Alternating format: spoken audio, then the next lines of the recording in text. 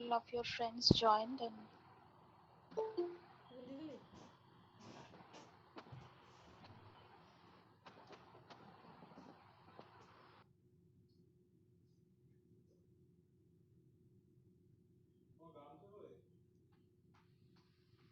one thing I like to say regarding the COA lab, mainly COA lab is taken by this Chuchira ma'am and Medhasri ma'am. Okay, so if you have any doubt, you just talk to them, and Nilanjan sir will be taking maybe taking one class, right? So regarding the programming portion, you can talk to them, and if you have any doubt regarding the digital lab, you can just talk to me.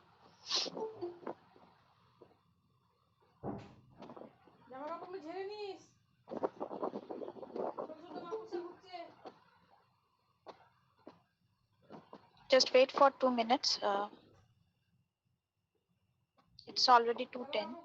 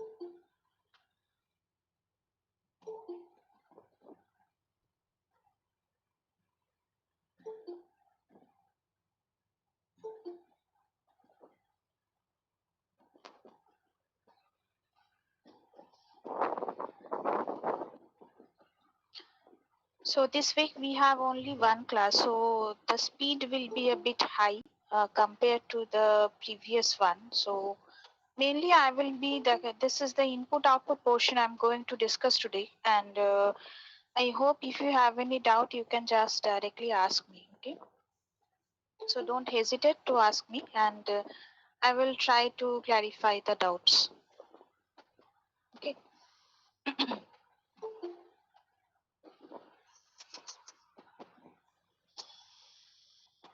So can we start, or we have to wait?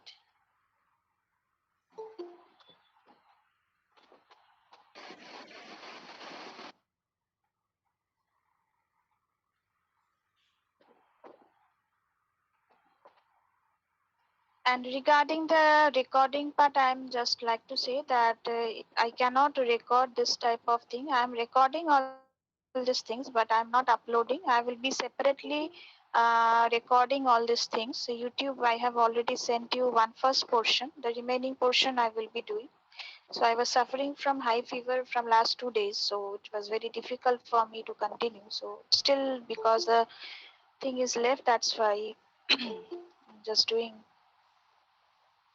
Anyways, let's start, okay? So prior to this, I like to This say call the is now input being output recorded. portion is mainly the you will be getting the chapter 4, the control unit chapter, and the thing is that the questions will be coming mainly the theoretical, okay? So few questions we will be discussing at the last end of the session. So please note all the questions.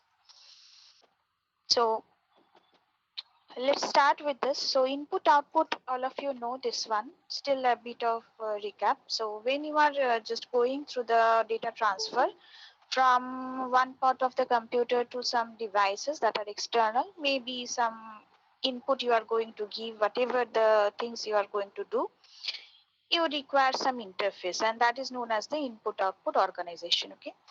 And this input output organization, we will observe there are basically two things. One is the input output driver is there, and input output controller is there. Okay.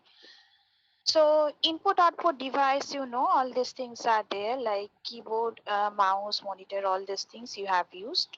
And these are known as the peripherals. Okay, so how to deal with the peripherals and how the control unit is basically working with this input output, or the processor is working with this input output, how the data transfer is happening, in presence of processor between the memory and IO. All these things we will be covering in this class.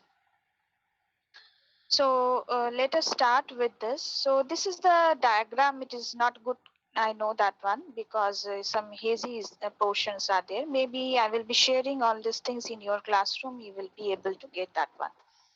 So there are different types of thing, like you have the monitor or speaker or whatever the things you have, floppy, keyboard, all the things that are associated with this computer. Those are basically the input output devices. Last day I have started with this one, but I have not able to complete the thing. Okay. Now the thing is that mainly what I told, there are two types of thing. One is the input output interface and second is the input output. One is the input output interface. Is it visible to you all? I hope it is visible to you all. Okay. Yes, ma'am, it's visible. Okay. So one is the input output interface, another is the input output driver. So one thing, just to note it down in your copy, that input output interface is mainly the hardware part. Okay, it is the hardware part, whereas the input output driver is the software part. So you need to just combine this both the things to make the things happen. Okay, so you need to have both the things working so that you can do the work perfectly. This is the problem of YouTube, that is the Google Meet. Anyways, so like you have seen, I'm not making it full screen because every time I have to toggle this and I have to admit the students. So so one thing I can show you, that this is the input output interface. I hope this is visible to you, right? So whether it is some USB, okay, or this is the SCSI, you have seen this one. This port is, it is useful that every time we need to insert the cables, we have to use this type of ports. Okay, so these are the interfaces or USB we use, whether it's the end of any mouse or keyboard or whatever it is, a simple USB driver. So all these things we are, so these are basically the hardwares you are using, and these are basically the interfaces. So just read it out one line. So it is the hardware device that provides a mean for transforming information between the, there's a CPU and the external input output. Okay.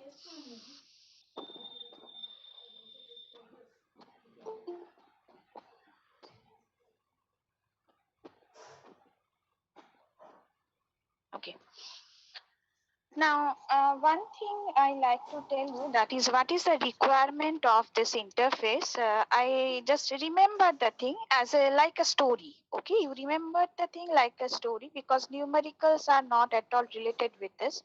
So when we are just going through this, we just remember one thing, that the CPU is basically composed of the electronics devices and it is very high speed. Okay, whereas if you think of the other things, like you have the other input output devices, those are, you have the mouse or keyboard, so some mechanical parts are there, so some electromechanical combinations are there. Okay, so it is written clearly that is CPU is basically the electronics part, whereas if you think of the other input output, like you have the mouse, it is optical mechanical, both are there in the mouse. So those are a little slower. Okay, so CPU is electronic, so it's a faster, and its electromechanical devices are a bit slower devices. So to have a speed disparity, to remove the speed disparity, we are requiring this IO interface. So this type of interfaces are required for to remove the speed disparity. So buffers are there. So there are different buffers. Buffers means registers are there. Okay. And another point, that is, it is written in red, that is the data codes or the formats which are used in the peripheral devices. The way we are, maybe some ASCII values when we are entering A, B or C, it may be in the ASCII format. So from ASCII to normal binary, some or in the words are stored in the CPU, like in the memory or the registers in the CPU, the words are stored in the normal binary. So ASCII to binary, you need to convert this, or some interface may be required to convert the different formats which are available. So peripheral, one kind of data format is there, and a word which is stored in the CPU, another kind of format is there. So the format matching as well as the speed matching, both are actually very, very important. So for that, actually we need to do this. সিয়ার তোরা বলেছিলাম ওদেরকে একটু বলিস টাইমে ঢুকতে। Okay, so lots of things are written, but remember one thing, that is speed disparity due to, this is the electronics part, this is the electromechanical part. So due to this, you need to have some balance between the speed of these two. So for that, you require some interface. Second, the code format difference. For that, you also need some interfaces. All these things are stories. You can do it by reading all at a glance. Like, it is not, I will not exaggerate too much.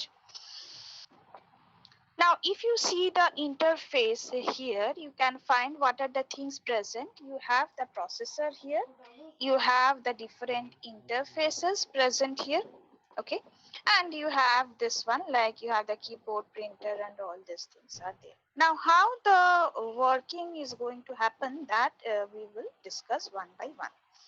So here we can find there are, this is IO bus, but there are three types of IO bus. One is the data, address, and control, and necessary amount of things will be propagated through this. Whether it is a data will be propagated, or address will be propagated, or different control signals will be propagated. Like read write are the control signals, whether it's a memory read write or whether it's a normal IO read write. Different types of read write signals are there. We will be observing all these things. So those are the control signals that are propagated. Okay, so generally what happens, so CPU is going to place some address of the device. Suppose CPU is going to communicate with the printer. Okay, so CPU is going to place some address, okay, on the address line. Here it is going to place some address. Okay, and the address decoders are there for each of the interfaces. So all the interfaces have some address decoder. So what are the functions of the address decoder? It is decode the address, because address lines are coming to the interfaces also, right? So it will decode the address and find out it is matching with its own address or not. Are you getting my point? Suppose the processor is going to place some address here, and each of the interfaces are having some addresses of their own. So with the given address by the processor is to be matched with the address, or the decoded address of this must be matched with the own address of the interface. And if it is going to happen, and if it is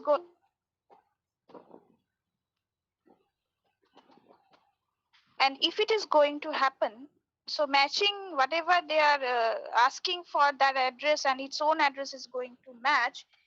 If it finds the own address, then it is going to activate the path between the bus and the devices. So the bus line, or basically the data line, is going to be activated. Okay, and while suppose this interface is going to be activated, so at that point of time the other interfaces are not allowed. That is, only one of the interfaces going to be activated. So one path is going to be activated, so others will not be allowed at that point of time.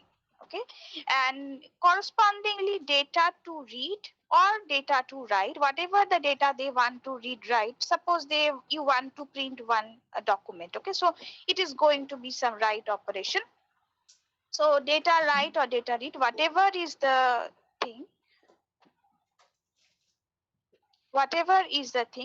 okay, that is going to happen, and it will be available in the data bus. Okay, and the corresponding whether it will write or read, who is going to govern that one? Definitely the control bus is there, that is going to govern whether it will be the IO read or IO write. Okay, maybe IO read write, or memory read, memory write. So all these things are there. So this is the thing. I hope it is clear to you. So processor is going to place the address here. This interfaces, they have their own decoders. The decoder is going to decode the addresses and it is going to match with its own addresses. Whoever is going to find it's matched, then this path is going to open. Okay, and when it is open, the others are disabled. Okay, once at a time it is going to happen, others are disabled. Okay, and then whether you are doing some read or write operation, the corresponding control line is going to be activated. Okay, if I want some read or write, the signal corresponding to that is going to be activated. So definitely some read or write operation in the printer section may be done. Okay, so this is the story, and the story is written here. You can find, I have kept this slide for this line by line. You can read. I will give the document. So it is there. The CPU places the address and all these things. Interface monitors the address on the address line. If it finds something, it activates the path between the bus line and the device, and it is going to disable other thing and definitely read or write whatever the thing that is going to happen, that particular IO command is going to be activated. Is it clear to you? Yeah. Yes.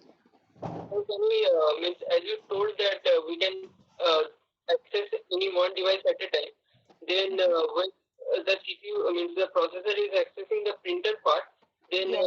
magnetic disk and the keyboard and all other things will be disabled.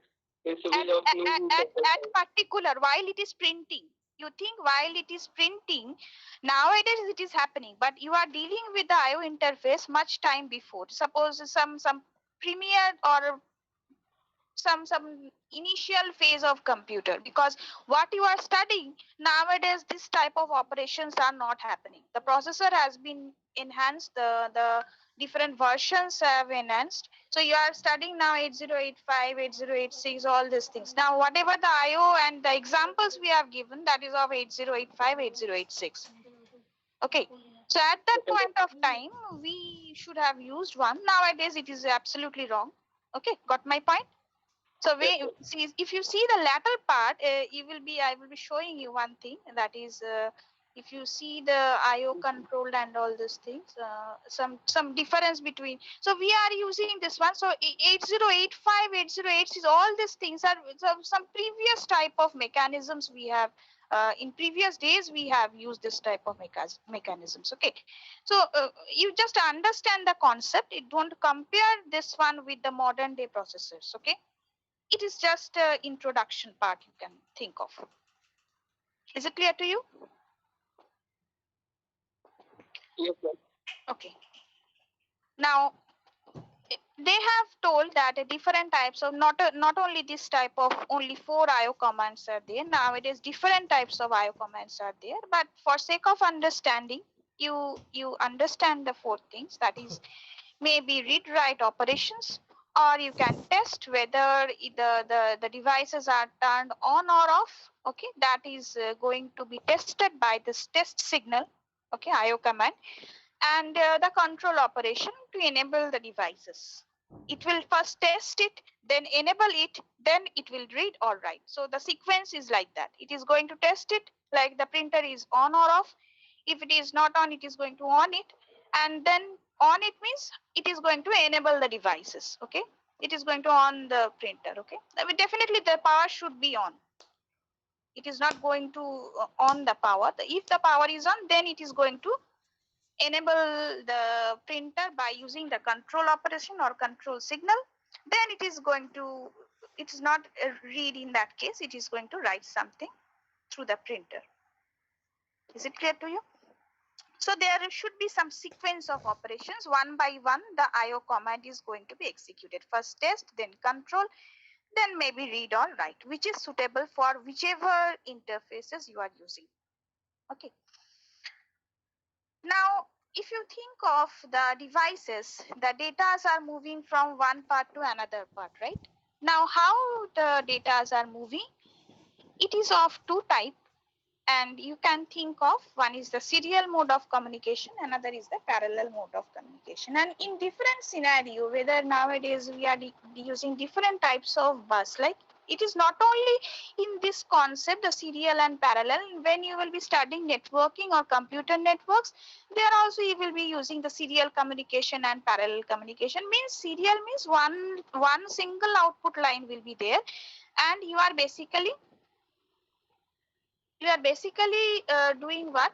You are basically, just 1 second. What I like to say that when you are doing for serial communication, suppose you have one devices and there is only one line output. Okay, so only one data line that is coming out of this, and the data are basically going one bit by one bit like that, and this is done by serial communication. Okay, and when there are multiple number of datas that are coming out of this terminal or the devices, maybe 4 or 8, multiple of 4 we can see the nimble, or 8 means one word, parallelly one word we are getting. So multiple data lines are coming out, in that case 4 or 8.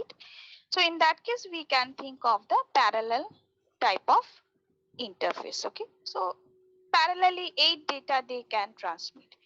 And you have seen, right, the female port and male port, different ports you have seen, like printer you have seen the connected, the cable you have just open the cable and you can see what is the structure and how many bits they are parallelly. And even you can see the LAN cable also. Have you seen, have you opened anything anytime? Even your modem is also one device that is also connected, right? Anyways,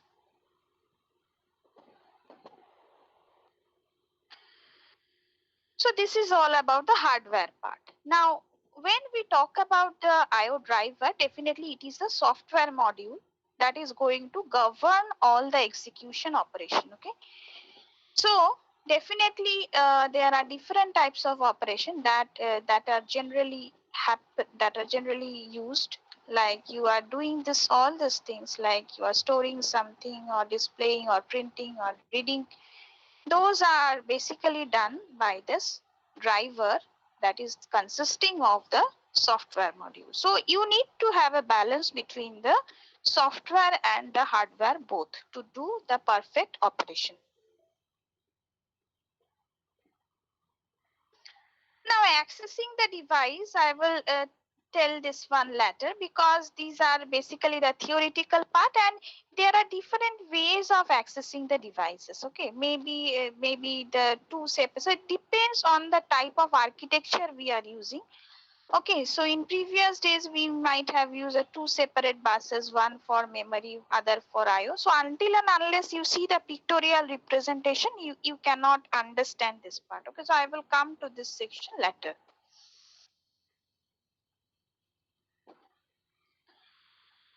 Now, which is important as per the exam is concerned, please note it down, these two things. Explain the IO mapped IO interfacing and explain the memory mapped IO interfacing. Please note these two things, okay?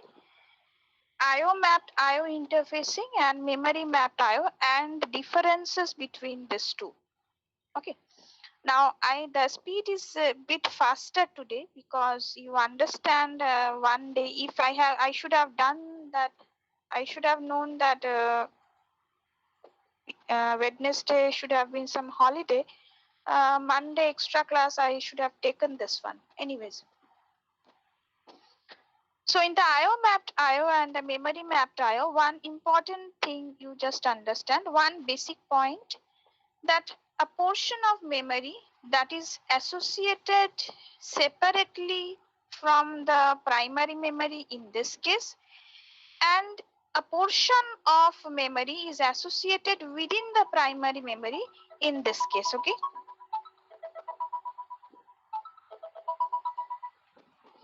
now for this IO mapped IO, what can I think of?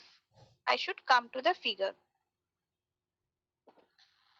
Now you can see it is clear to you So the memory portion is there and some IO portion is there.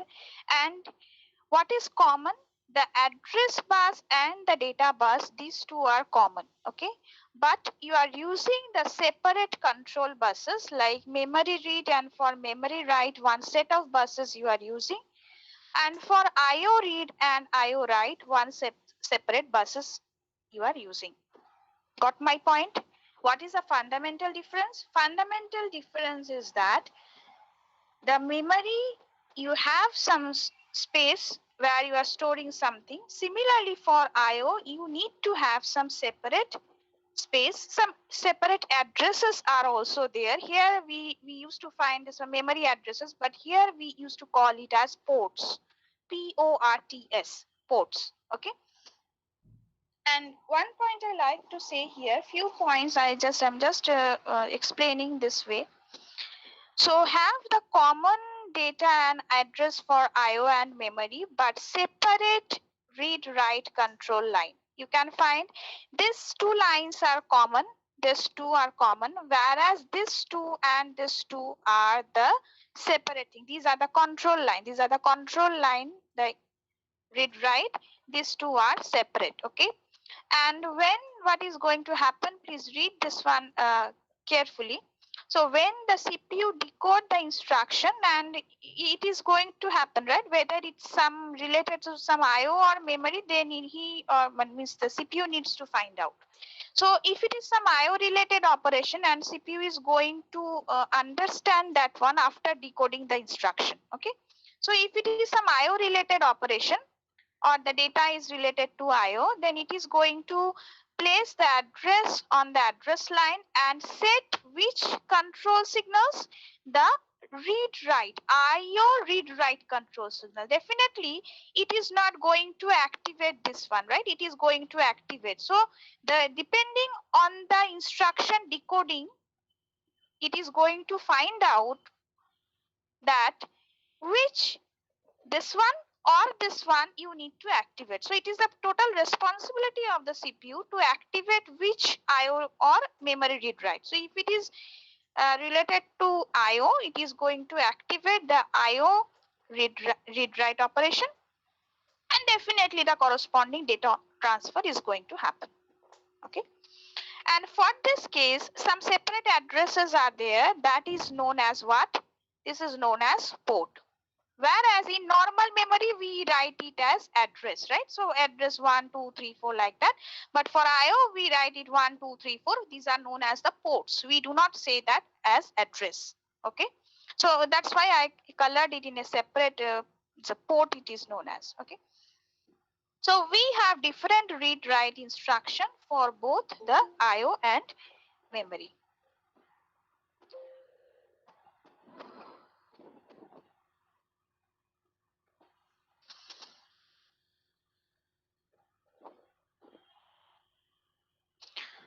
Okay. Now these are the things, same repetition, but in a different mode. Whichever slide you feel better to write, you can write it accordingly, and I will be sharing all these things in the classroom. So two separate lines also there, definitely here, and two separate memory addresses, one for memory location, other for the IO device location. Okay. And definitely the dedicated space is for the IO devices. Okay. And a set of two separate controls line for the IO read write and memory read write. This too important for if I tell you to write the differences between the IO mapped IO and the memory mapped IO. These are the things you need to include one after another. Okay. So this is one point. Maybe this can be another point. Another thing is that for this case, input output instructions are there mainly for the IO, whereas move instruction is used for the memory transfer. Okay. Whereas in case of memory mapped IO, we will observe that this input output related instructions will be obsolete. Okay. Only we will be using move instructions in case of memory mapped IO. Now, it is my personal opinion that you will feel a bit bored, but still we need to continue. Okay, first I will show you the picture of the memory mapped IO. You can find out that for memory mapped IO, the IO itself is occupying a typical space within the memory itself. Okay, it is not occupying a separate space, it is occupying a space within a memory. So a portion of the memory is allocated for storing the input output related information or data. Okay, and definitely the control bus, data bus, and address bus, you found out that some memory read write separate types of an IO read write separate types of buses were there for the previous case, IO mapped IO, but whereas in this case, the control bus is only same, so only related to memory. Okay, separately it is not mentioned. So please read one point. So for this technique, you can find out that the CPU address and the ID just like a memory relocation, okay, location called a memory map. So those are placed in the same memory. Okay, CPU addresses of an IO like the memory within the memory itself, these are placed. Okay, so you can find out here that just I'm like to point out one thing. Only one address space is used. So cost effective is which one? Definitely this is cost effective, right? So because you are using this IO space within this memory, so you are not using a separate memory for that. Okay. And one point I like to tell you, so there is no separate input output instruction. Previous case, in case of IO mapped IO, you have separate this one, but in this case, only move instruction used to accomplish both the transfer, whether it's IO transfer or memory transfer, because you have a single line. So you have this one, so you can be using only move instruction for this instead of a separate type of instruction here. Okay, and the instructions used for manipulating this one. Okay, now this is the figure that I have cropped from one of the very good slides I found, so what I thought of sharing with you, because this hopefully if you see some figures, your concept, do not mug up the theories, you understand the theory and points only, you can elaborate in the exam. Okay, because it's not mathematics, it is very, it will be, because even in when I was also in your age, it was very difficult for me to mug up all the theories. Okay, so I used to write down only the points, like you have the separate spaces for the IO, isolated IO, or the IO mapped IO, it is also known as the isolated IO, and it is the same thing within the same memory we are using, and certain move and input output, all the points you jot down and you can note it down. Okay, it is given here, you can just find it out. Okay, and generally we have the 8086 processor we have used, or sometime we have used the 8085 even prior to 8086, because it is not within your syllabus, maybe you will be studying in the next semester, next to next semester, so you will be finding all these points. So if you do not, if you find something, because some other difference is also there in the PPT of, I think, Medhashri ma'am. Okay, that difference is also good, they have, she has not written all the points, but you can mix up the two PPTs and you can make your own. Okay, whichever you feel better, because three of us are teaching, so maybe a bit difference between the technique. Anyways, uh, okay, so let's come to the data transfer part. Okay, now this is very, very important. So there are basically two types of data transfer. One is the synchronous, another is the asynchronous. And in the synchronous part, you can find that in the synchronous mode, right, when we have some synchronization, say there should be some master who is going to govern everything, like your batch owner. Your batch owner is the master, so he is going to govern all the class teachers, and the class teachers are going to govern all the CRs, and the CRs are going to govern all the students. So this is the hierarchy, or there is some hierarchy. So there should be some master who is governed to, I should not say slave, but the devices which are associated with this. Okay, so if there is a single clock, I'm just telling in nutshell, understand the concept. If there is a single clock that is going to govern all the transfers, okay, registers in IO and register in CPU, the clock is a single device. I should just write one point. Uh, The clock is a single. Suppose some CPU registers are there, and there are some IO registers are there, right?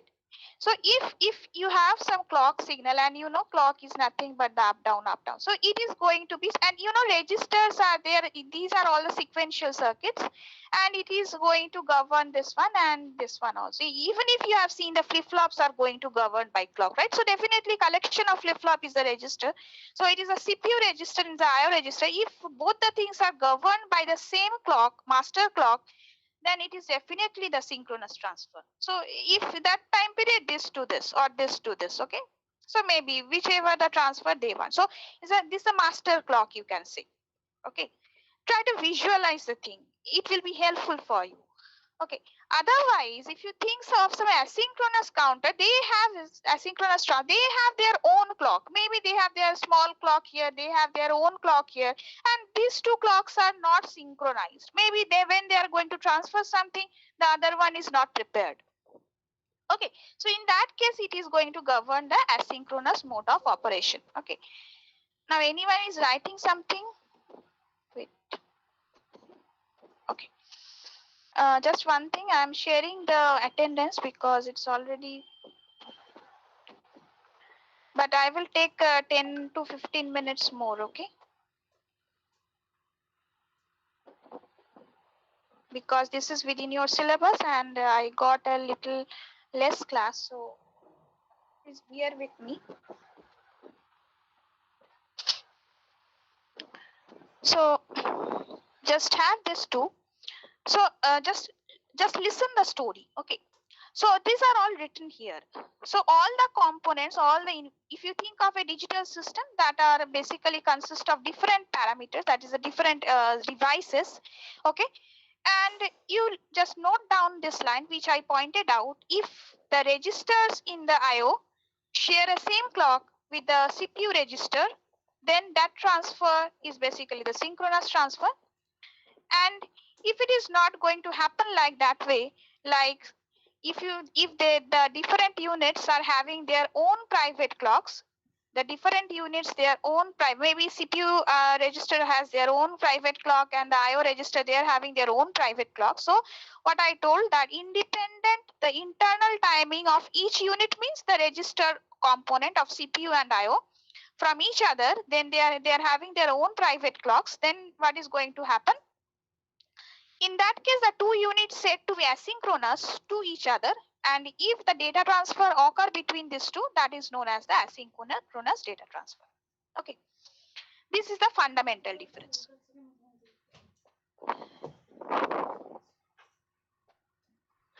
Now these are all the things given here. You can find it out easily.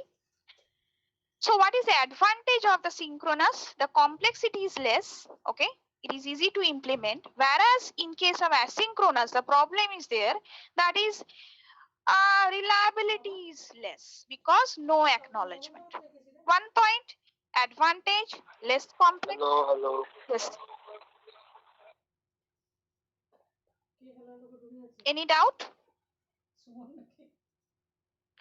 So it is less complex, that is the advantage, and disadvantage is that it is not reliable because no acknowledgement. So it is the thing that is given here. You can read that they are using the master and slaves. So you can see that the different units, we can say one is master, another is slave. So mainly the CPU is going to be master and the IO registers are going to be slave, right?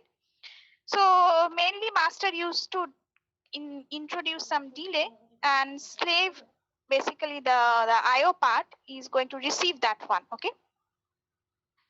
And when the data from the slave is read by the master, neither the slave informs. So whether the transformation or the transfer has been completed or not, there is no signal that is fed back to the master. So that is the problem, that is known as the acknowledgement. Suppose I am telling you something, if you just tell me ma'am understood, that means the whole cycle is complete, right? So this is going to be the problem in the synchronous case. There is no acknowledgement. So the students are not acknowledging whether they are understanding or not. So in the asynchronous mode of transfer, we have no common clock pulse, as I told you, and they have their own private clock pulse. and they are independent devices. Like the CPU register is one device and IO register is considered to be another device. And in those cases, asynchronous data transfer is going to happen. That is going to be problematic. So this is the thing, all the things I have repeatedly told, because maybe there are three places I found it is relevant or the understanding is good. I have that jotted it down. You may not see this one. Now there are two methods. One is the strobe control mechanism, another is the handshaking mechanism. One point is what? If the transfer is only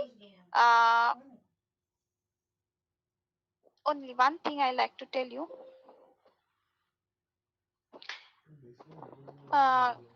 See, one thing I just pointed out, this difference is also beautiful. Okay, this is also good. Megashri ma'am told that one, that is also good. So if you feel whichever you feel better, you can or whatever I have put in my slide, that is also good. Okay, so whichever you will be writing in this exam, we will accept it. Okay, so it is not like that we will be yes, we have.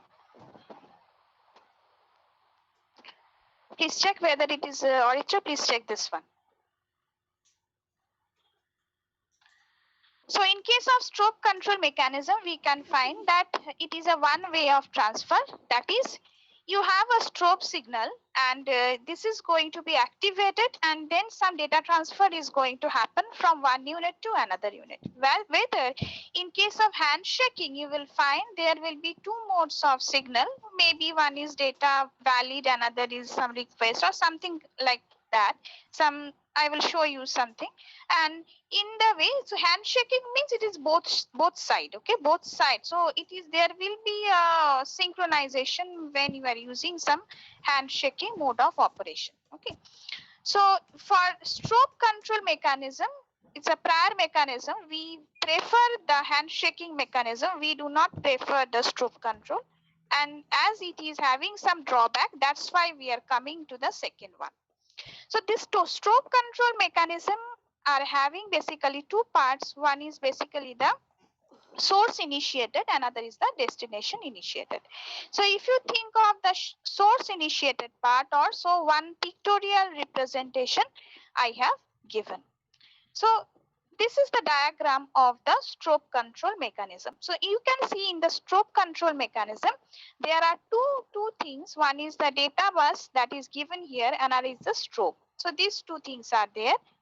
Okay, so you just read carefully. So data bus means it is going to carry some data, definitely, and strobe is basically the one kind of control signal or indicator signal that is going to show you that is if the data is valid or not. Okay, now let's start with the first one. So two slides back to back I have given. One is the source initiated strobe control, another is the destination initiated strobe control. Let's see one by one. So when the first one is going to happen, that is the source initiated strobe control, what is going to happen, you can see here, that is the source is going to place something here. Okay, the source is going to place some data on the data bus, and after settling, so it is placing the valid data here, and you can see the strobe, it is making the strobe on after some time, after a little bit. Okay, so that's why there is some difference between the starting of the data and when they are making the strobe pulse on.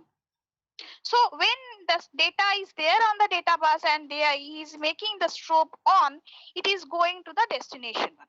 Okay, so information that is the data bus and strobe signal, both are coming where? To the destination unit. So destination is going to receive the data. But you just find one thing, there's all the arrows are in this side. Okay, there is no arrow that is in this side. So definitely source is unable to understand. So it is going to keep this data and strobe for certain amount of time. Okay, some brief amount of time. After that, it is going to disable both the data and probe. Okay, I will tell you sometime, but after I will just tell you the PPT and all these things. But if I am not going to get any response from your side, I will after some time I will skip. Okay, tora ja parish kor. just like that. So there is no acknowledgement part from this one. Okay, there is no acknowledgement part from destination to source.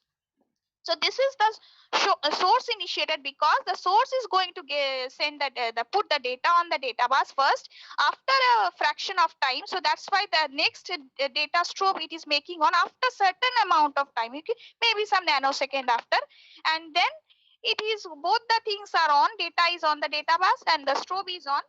So the receiver, the destination is going to get that one, but how long it is going to get or whether it is getting or not, there is no information about that for the source.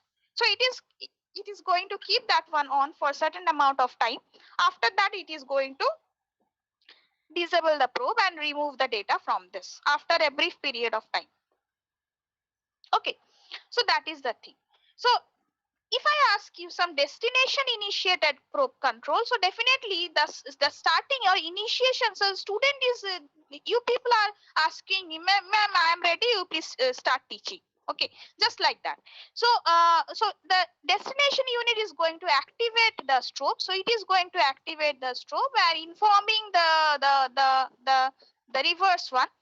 The source then finds that okay, the strobe is on, right? So I can give the data now. So like that. So then the source unit responds by placing the requested binary data. So data, then it is going to put the data here. Okay, and definitely the data must be valid for and written in the bus enough. Okay, and the falling edge of the strobe pulse, if I say this is the falling edge of the strobe pulse, can be used to again trigger the destination register. Okay, so definitely the destination, it is having the idea that it is getting the data, fine, but there is certain problem. Can you tell me what is the problem for this? There is no acknowledgement here also. So can anyone tell me what is the acknowledgement problem?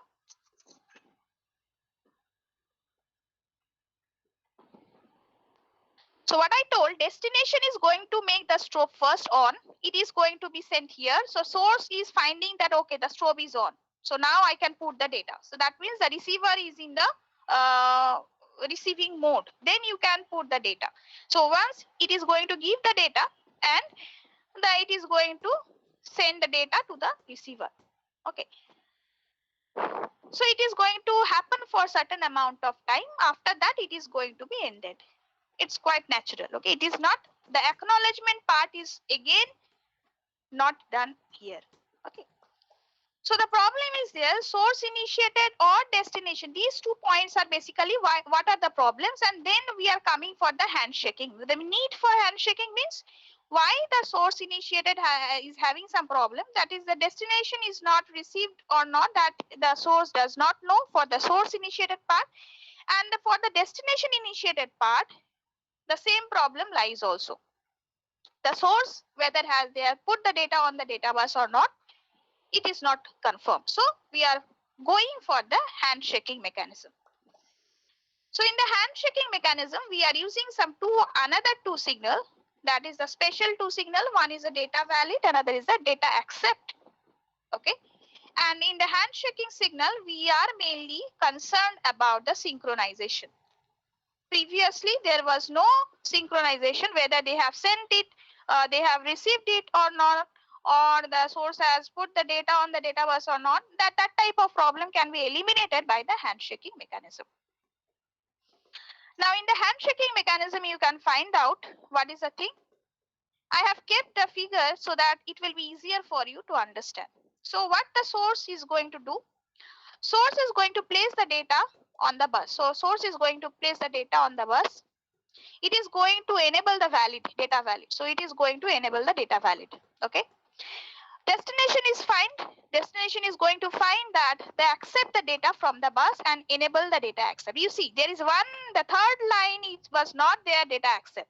So the destination is going to accept the data from whatever it is coming here, and it is also enable the data accept. Okay. After that, so definitely it is going to be a reverse direction, and definitely the source is getting that something data accepted is some signal is coming from the destination end. Okay, so that means it is going to get the value. So destination end is sending data accepted means it has already accepted the data. Do we need to put the data anymore? No. So they will the source is going to disable the data valid and it is going to invalid the data on the bus. That is the source end is not going to keep it anymore. Okay. Once it is done, the destination part is also do the next part, that is it is going to disable the data accept. So it is going to disable the data accept means it is going to be 0 and this is also going to be 0, and then it means 0 means it is capable of accepting. So one teacher has gone, so next teacher is going to come, so definitely the data accept signal is reset, right? So next teacher will come and teach. So again this type of conversation, so first phase of conversation is over. So that means that it is going to disable the data accept. Okay, so this is the sequence and the theory is given here. You can understand all these points. I do not prefer to detail all the theories. All the things are given here, but understand this one. This is the process. This is, you can also draw this one and explain like that one also. Okay. Now, in case of the reverse one, that is destination initiated transfer for handshaking, what is going to happen? Instead of data accept, they are using ready for data. That is a different signal they are using. So destination initiated means definitely it will be starting from this end. So destination is telling that, okay, I'm ready to accept the data. Fine. It is going to do like this way. It is going to do like this way. So it is telling that, okay, fine, I'm going to accept the data. It is indicating to the source end. Okay. So it is going to enable the ready pin also. So it is going to enable the ready pin, enabled. Fine. So what the source is going to do, it is going to place the data. So it is going to place the data on the data bus and enable the data valid signal also. Okay. So after getting this, it is going to accept. So it is coming here. So it is going to accept the data from the data bus. Okay. After accepting, that is the data consumption is done. Okay. It is going to disable the ready. That is after it is done, it is going to disable the ready pin. Okay. And after this, it is disable the data valid and so both the things are also, it is going to be 0 and the data they have put, it is going to be nullified. So crisscross the operations are given. You just read one by one, you will find it. So detailing of this is given here.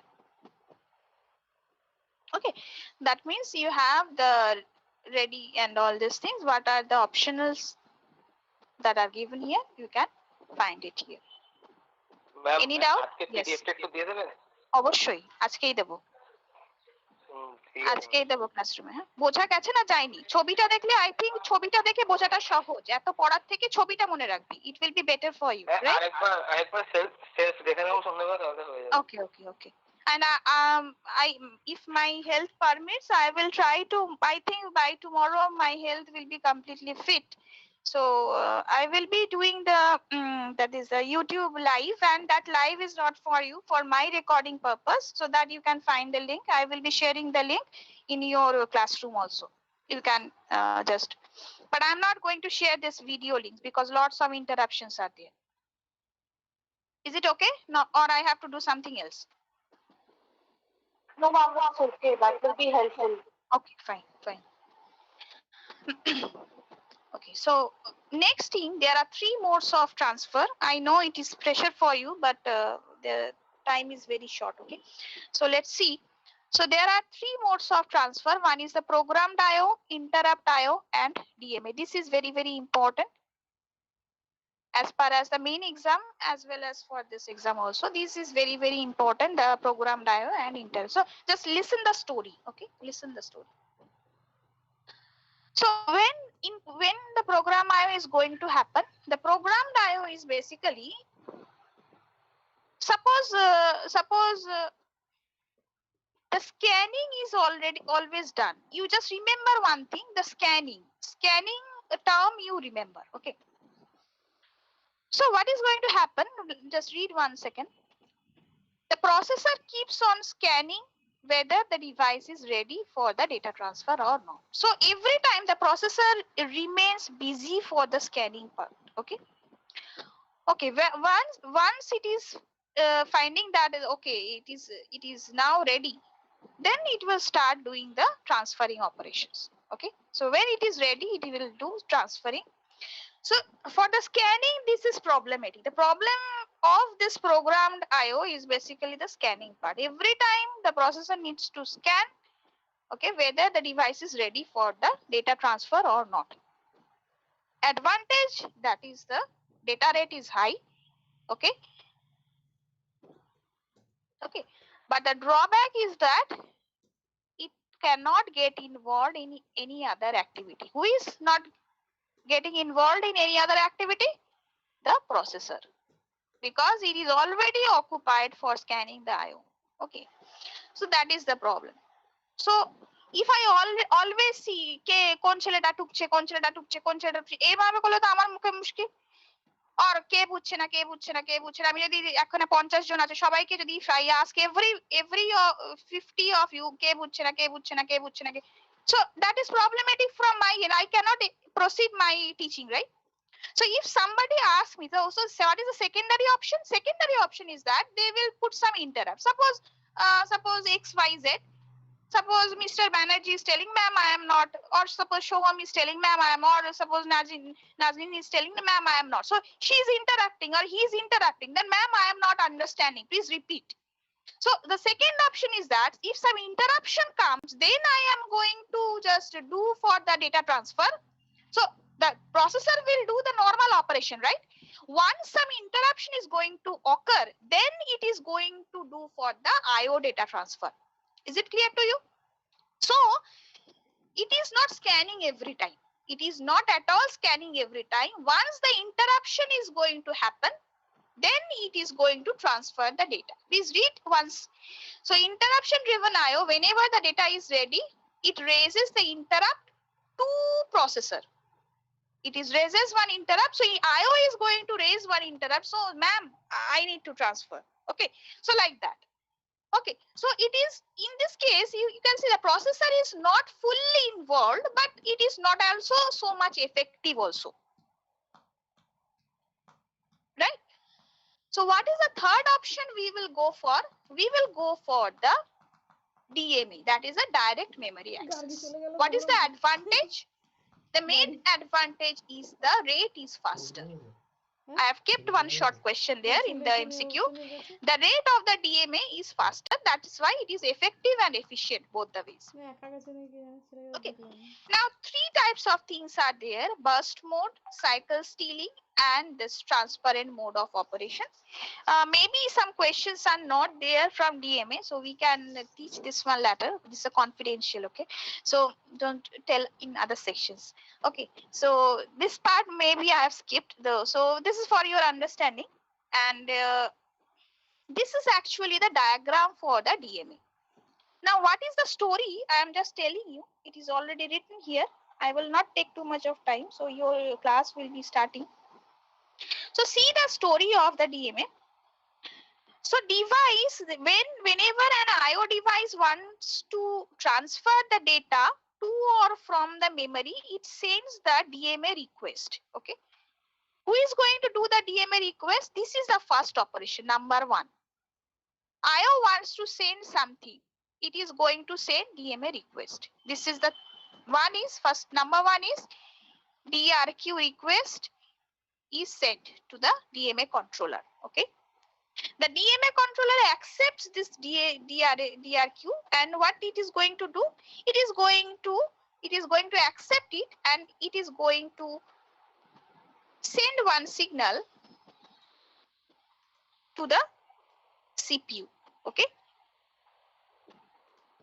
It is going to hold some operation because I have to do some data transfer. That one request has come from the IO devices. So it is going to interrupt the processor, the second operation 2.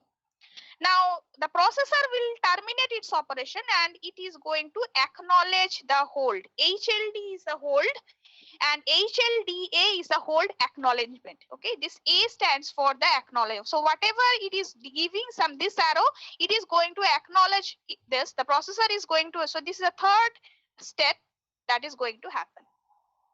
Just see the story. Okay, after acknowledging this one, definitely the DMA controller, so it got the acknowledgement from the processor that okay, fine, the processor has stalled its work and it is going to do some operation.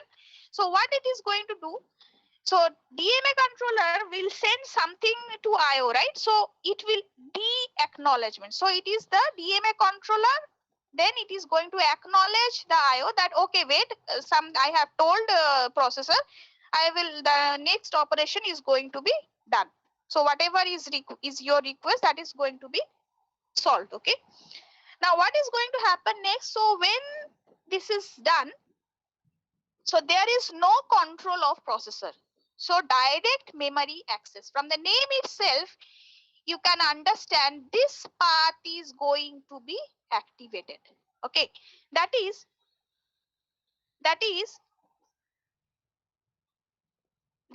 the thing is that the processor is not going to intervene anything. Okay, so memory and IO, the devices and the both direction you can find out, they can, so the data transfer is going to be accomplished between the memory and the input output devices. Is it understandable, the story? The first, I am repeating once again, I will not take too much of your time. The IO device is going, so suppose it is going to have some data transfer with memory. What it is going to do, it is going to request this DMA controller. DMA controller will request to processor through the HLD. It is going to accept it and acknowledge back to the DMA controller. The DMA controller, okay, fine, I got the acknowledgement from the processor. Now I can tell IO device, right? So it is going to send a back acknowledgement back to the IO, right? Once it is going to done, definitely some read or write operation IO, whatever it is going to do. So a path is going to be initiated between the memory and IO. So you can do the direct data transfer without the incorporation of the processor. You note this one. The DMA controller unit allows the IO devices to access memory directly without participation of the processor. Got it? So this is the thing.